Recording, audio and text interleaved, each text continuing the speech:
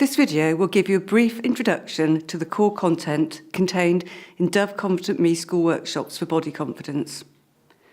This content makes up the single session workshop and also forms the foundation for the extended 5-session programme. The single session is designed to last approximately 45 to 60 minutes, depending on the amount of discussion time you have available.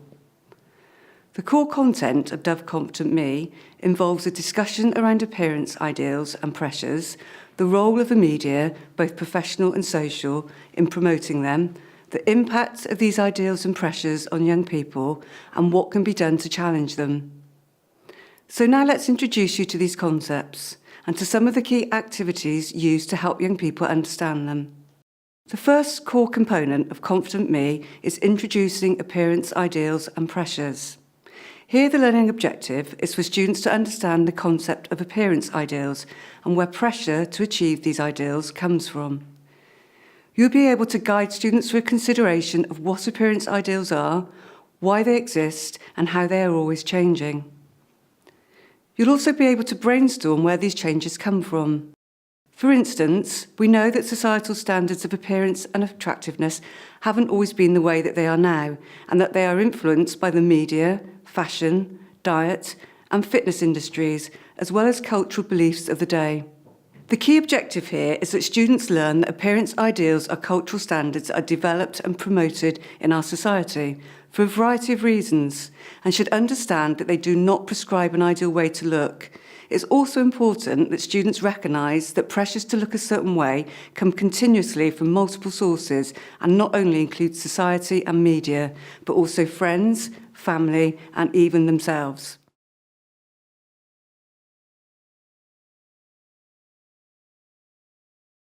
The second core component concerns professional media as opposed to social, which will be discussed later. By professional media, we mean commercial forms of mass media and advertising, including TV, film, magazines, and the internet. The learning objectives here are that students will develop media literacy by exploring how images and messages in professional media are often manipulations of the truth, and as a result, promote unrealistic and unachievable standards. Students will develop strategies to resist appearance pressures to conform to those standards. A key activity associated with these objectives is viewing the Dove Evolutions video. It's important that you help students to recognise the extent of the physical and digital manipulation that is used to create the final product or image, in order to trick people into certain thoughts and behaviours, and that to compare themselves to these kinds of unrealistic images is extremely unfair. Students will also analyse various media advertisements, and it's important that you help guide them to recognise that images in professional media often reflect unrealistic appearance ideals in order to promote their products and services. Students will then be guided to think about the problems that appearance pressures might cause and what they can do to challenge them. Here you need to help students think of ways in which they can show that they don't agree with the appearance ideal.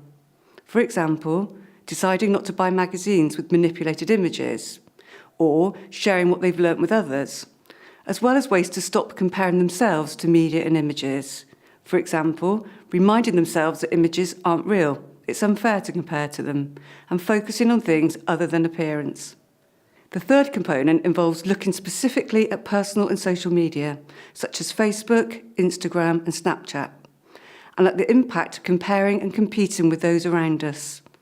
The learning objective here is that students will develop strategies to resist appearance pressures by avoiding comparing their appearance to others. A key activity is viewing the Change One Thing video, which demonstrates how people often compare things they aren't happy with to people they perceive as better looking or having what they want, and consequently, everyone is left feeling bad about themselves. Blonde hair would be nice. I would love to have freckles. I wish I was taller. Darker skin. I think I'm way too pale. Just kind of want to fit in. I think that I'd like to have curly hair. I wish I had straight hair. Students will also be encouraged to consider their own images that they might create for social media and how they themselves might be engaging in manipulation that promotes appearance ideals and the problems this can lead to by adding to the pressures to match unrealistic images. It's important that students are guided to consider the negative impact of comparing themselves to others, which is unfair and unhelpful, and how they might challenge this. For example, by not editing all of their own images and not posting appearance-based comments. Finally, research in body image tells us that these sorts of programmes are even more effective when students are engaged in some sorts of advocacy at a class or a school level to fight against these appearance ideals. This forms a key activity in the 5-session workshop series, but we would encourage you to get students thinking of ideas during the single session also.